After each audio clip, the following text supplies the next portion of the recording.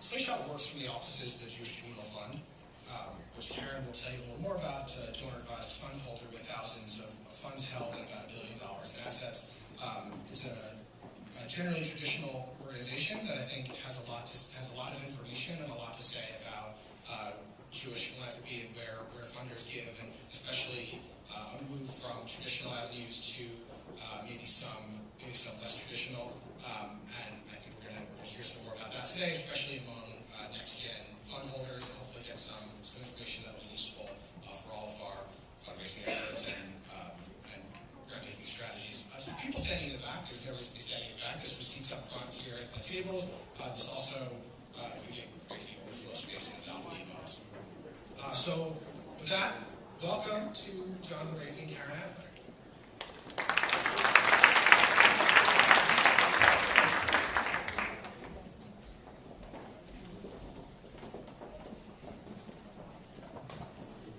I'm going to start. I'm just going to let people grab a seat. So I'm going to start by asking Jonathan and Karen to introduce themselves, maybe say a word about what brought them here today, but Karen, if you could start, just tell us a word about how you became interested in innovation in Jewish life and what your role is at the Jewish Communal Fund.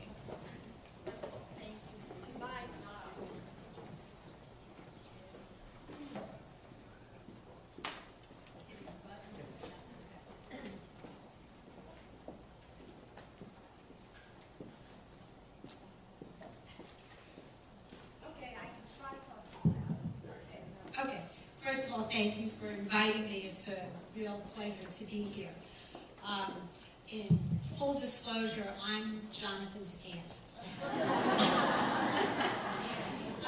Which is really part of the story and the answer to Will's question, because for many, many years, and there are many of you in this room who grew up with me in the Jewish philanthropic world know, I thought of myself as the kid at the table.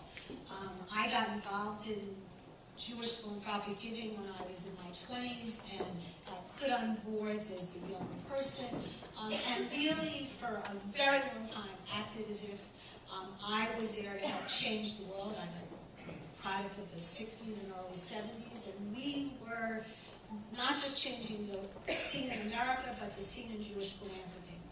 And I went along that way pretty merrily for quite a while, until all of a sudden one day Jonathan's cousin, Matthew, some of you know him, who was part of the, I think, first Grand Street cohort group, came to his father and Jonathan's mother and myself and said, I want in on the family foundation. I want to sit at the table with you all, and I want to help you make those decisions about how you're spending all that money. It wasn't all that much, but nonetheless it was to him what he wanted.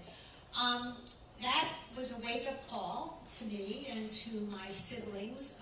The next year, Jonathan and his brother and his cousins also came to us, and at that time I was working at ACBP and had really the pleasure of being a student of Sharon Goldsecker. A lot of you know her, and the truth is she made me think about what these young people in my family, what I thought were the children who had no clue what they were talking about, what they were really asking for. And made me realize that I was an innovator, or thought I was when I was that age, and it was time to let in the next generation. So, growing up in our family, I was instilled with a lot of Jewish values, and those values taught me that we are partners in creation with God, and really can make a difference in the world. And not only can we make a difference, but have an obligation to do so.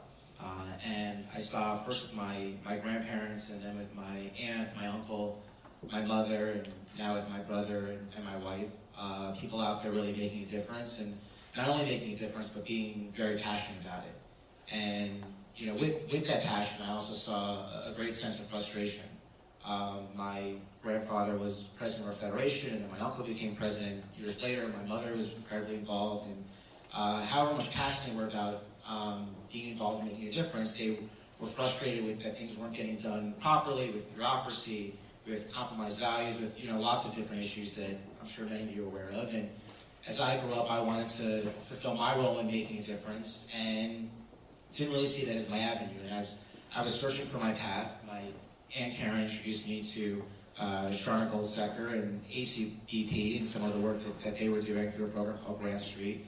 And through that, as many of us were introduced to Slingshot.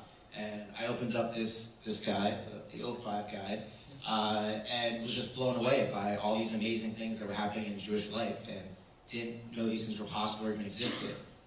And not only did they exist, but they wanted me to be involved and asked me to sit at the table and wanted to hear from me and what my ideas were. And I was hooked, and now I'm sitting up here 7 years later. Thank you, Jonathan.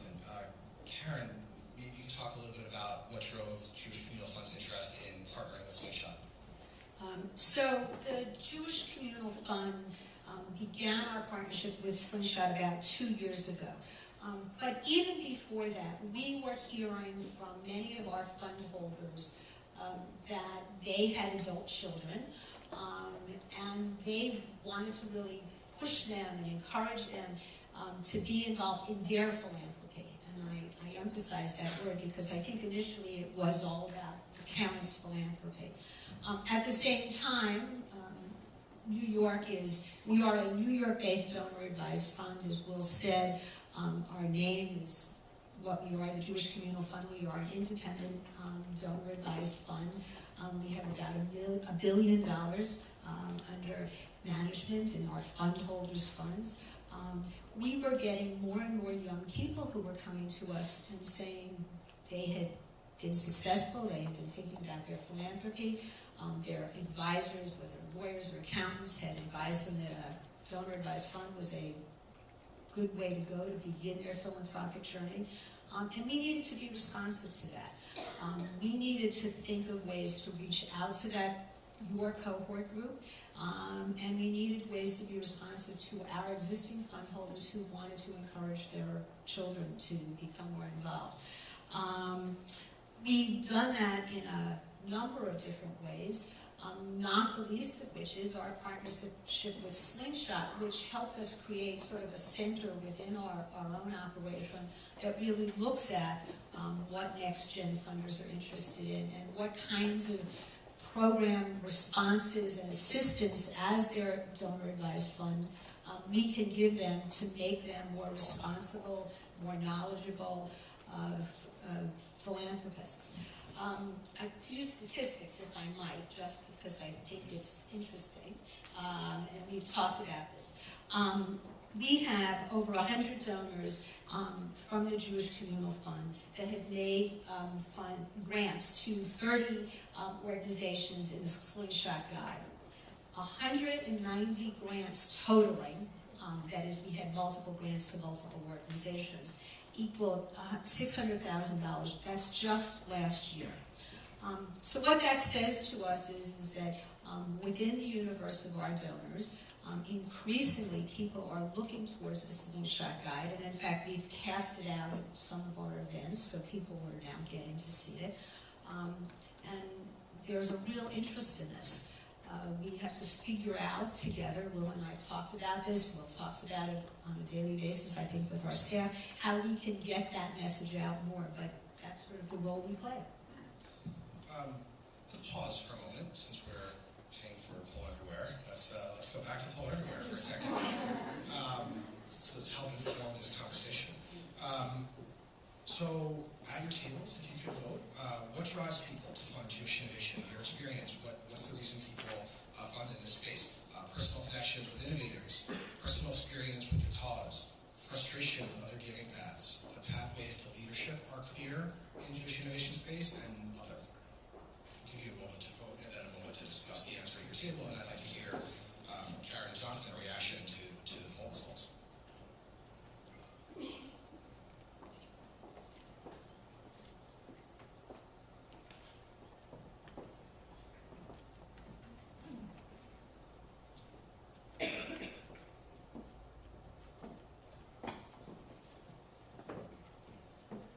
As the results start to come in, if you've sent your answer, talk at your table for a second. I'm curious, is this what you expected to see? Is this a surprise? Any reaction? I'll give you, a minute to discuss, and then while Jonathan and Karen compose their thoughts about the results here.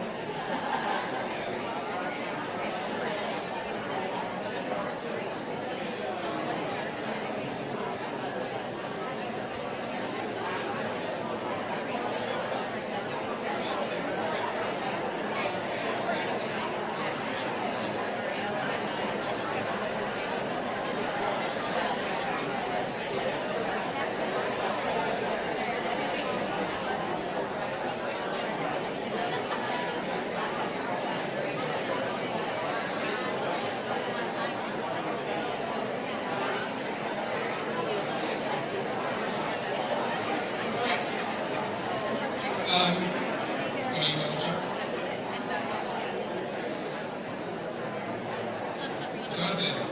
what do you think? What's your reaction? So, looking up here, as you all can see as well, the two items with the biggest amount were personal experience with the cause and personal connection with innovators. If I can bring your attention, sorry, back up to the front. Sorry, I made you talk.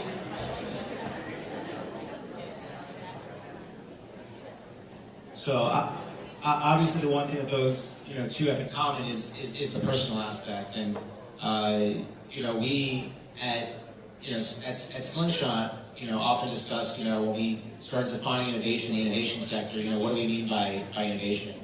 And for the past few years, we really harped on the word relevancy, relevancy in Jewish life, relevancy for donors, relevancy for our community. I think what's coming out now is a big point about impact, and how we can make the greatest impact, and by having personal experiences really drive those impacts. And certainly as next gen donors, in terms of what we're looking for, is often specific causes or specific issues that we can resonate with on a personal level and that we care about and can see actual results. And having tangible, hands-on experiences with those organizations and being partners in solving those problems and feeling connected not only to the issues but also deeply connected to the organizations beyond just the philanthropic component, but actually being partners in helping fulfill whatever the mission is of those organizations. So what strikes me when I look at that is that even for the old folks, the traditional givers, those who are my contemporaries and much older, who have been funding organizations for a long time, I would bet if they took this poll, they would come out in almost exactly the same way. People give because there's a personal connection, either to the organization or to the cause. And so I think the challenge to me at the Jewish Communal Fund, and to all of you, whether you're funders or you're here with an organization, is how do you establish those personal connections? What are the things that we can all do to expand our capacity to really touch more people? And how much of it has to really be personal, that is talking to someone face to face, and how much of it can be more innovative kinds of ways, whether it's over the web, or in other kinds of new technologies. I don't know the answer to that. I look to all of you to help me figure that out, because I've got to clearly figure it out for my organization as well. Jonathan, I want to direct a question to you. So Karen told us a minute ago that the Jewish Communal Fund holders, it's 190 grants to 30 Slingshot organizations of approximately $600,000, like you said. I'm curious, Jonathan, does that track with what you're seeing in Slingshot in terms of increasing interest in the innovation space, or are you getting a feel for, I don't know, you make the carrot statistic, I guess is my question. Yeah, I think there's an increasing interest in the innovation space. As Karen started out, everyone feels in some way that they're an innovator and trying to get things done in new ways, especially as people start out in their philanthropy, whether it's post-bar mitzvah or much later on in life.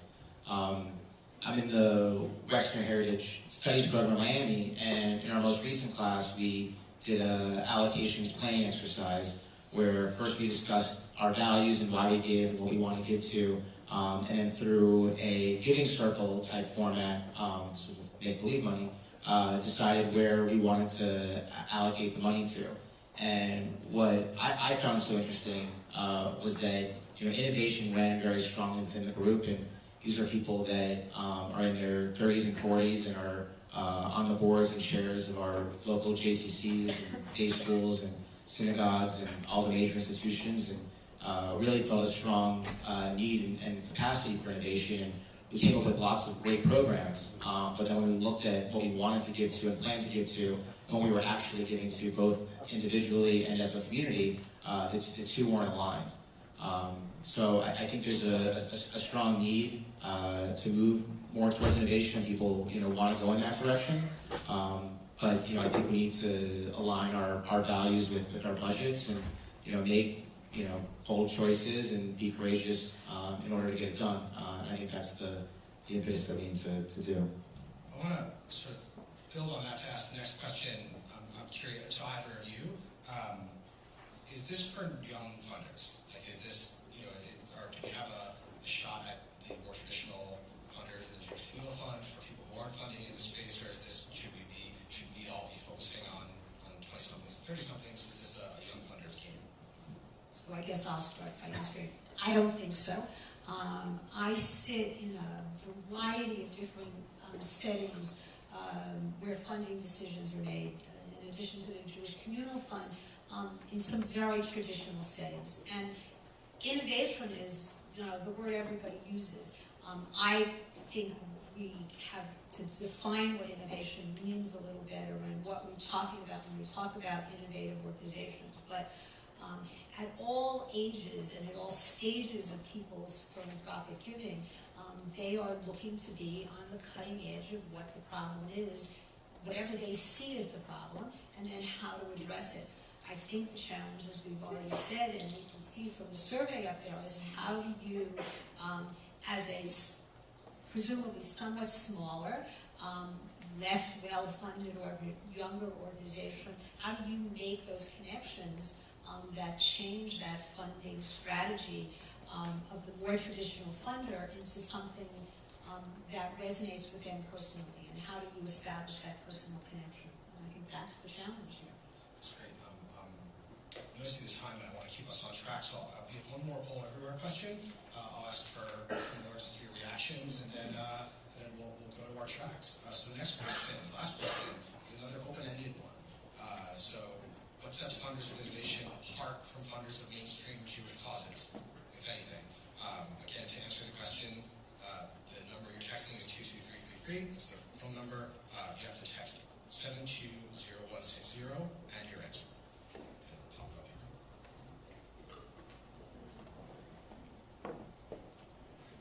Thank you in advance for being nice.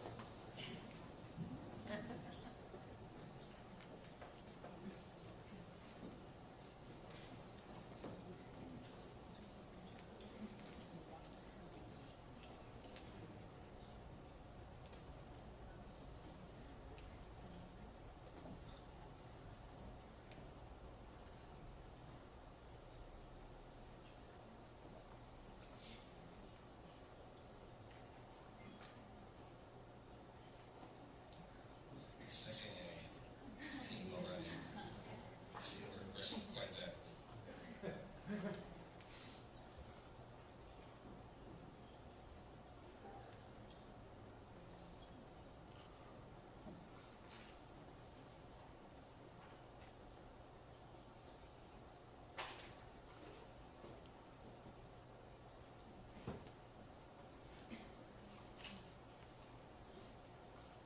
So answers are rolling in. So take another minute. Somebody at your table, feel free to step up and share what you make of these results.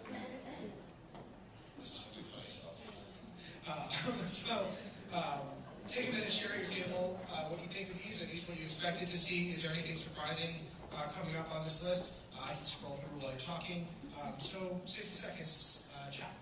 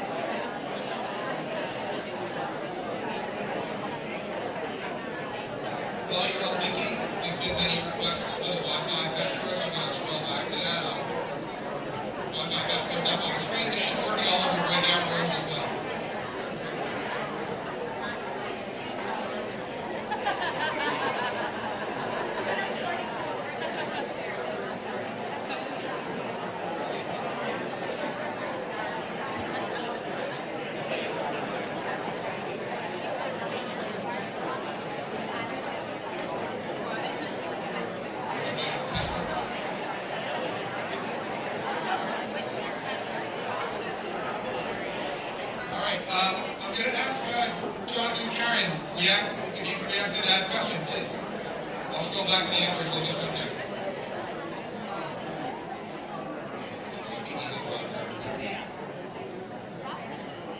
Hi.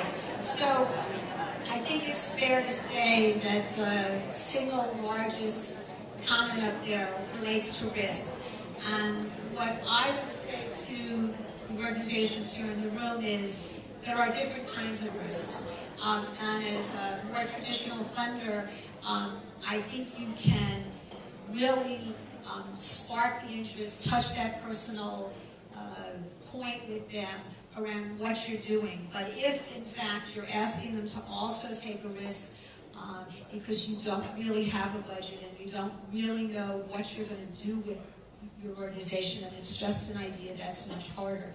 So I guess from where I sit, somewhat representing more traditional funders, separate out the kinds of risks you're asking your funders to take, whether it's about your creative, innovative ideas, or whether it's about how you're organizing yourselves. And I think that will really help you attract some additional funders and maybe more traditional ones. I think we're seeing, up here again about risk. I think there's been a transition from philanthropy as a form of charity to really a form of investment. And it's people investing in causes, ideas, issues that they care about. And when you're investing, there's certainly a form of risk and a return on that investment and a risk-adjusted return. And in doing so, people are looking for results. And I think one of the things that all the organizations Slingshot in this room share are proven results, and that you're in the book because you've done something great and have seen results from those actions. So, as Karen said, it's not funding something because I have an idea, but it's funding something that is worked and proven, and showing that your organizations are better equipped, more strategic, and are making a greater impact on those issues that funders care about. And I think that will play a great role. That's great. So I'll share these answers with everybody after the fact. I think there's more than a minute worth of things to discuss in here. I kind of like to dig in a little myself. So if there's something you're thinking that you want to make sure is on that list, you still have a couple minutes to send that in. Just given the time, I think I'm going to ask for some closing comments from both of you. I think, Jonathan, what I heard was one of the things you said earlier was about bringing your values in line with your philanthropy. I guess thinking about going forward, do you see, in terms of organizations' outreach to funders, is there a different kind of strategy that you recommend? What's worked for Slingshot members in the past to bring them involved, to get them involved with Slingshot?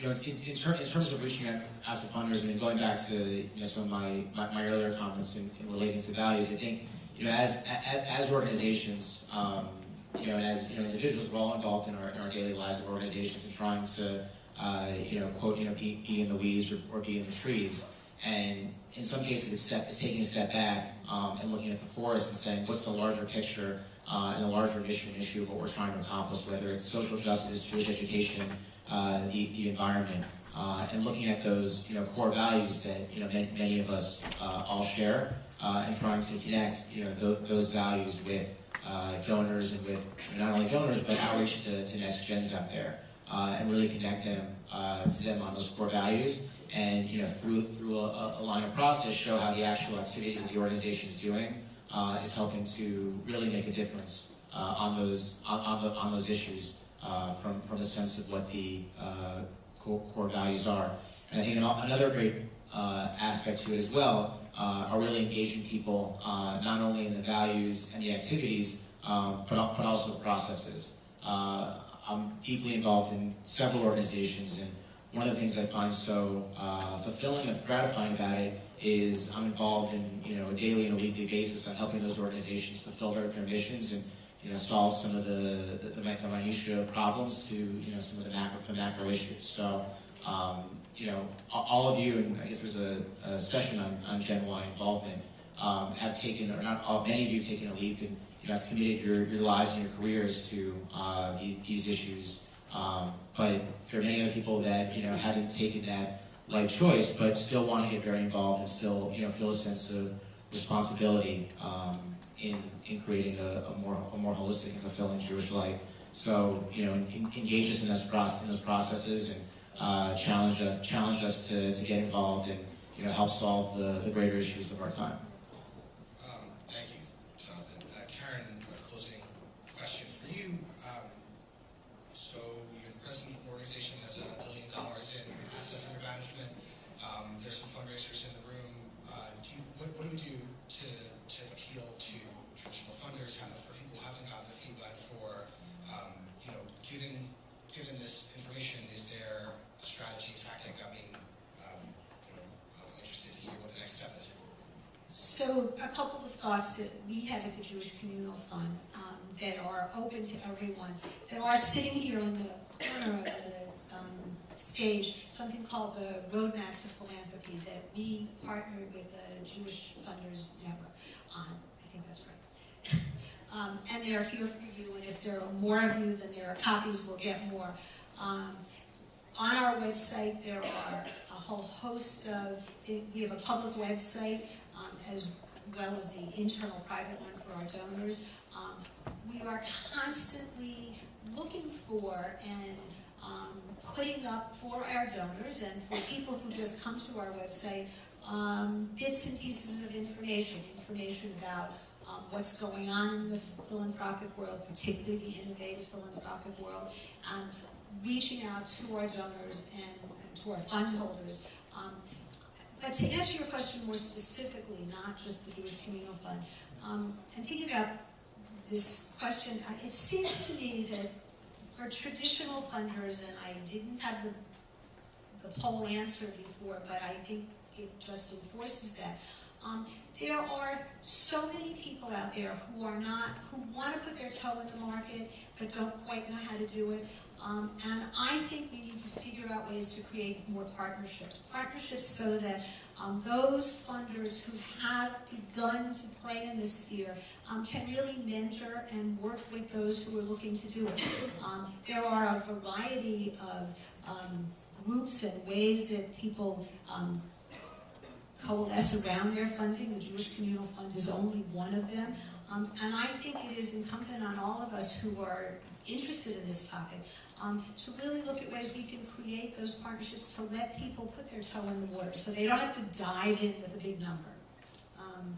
And I challenge the people in this room and all of us to work on that. Thank you both very much for being here today.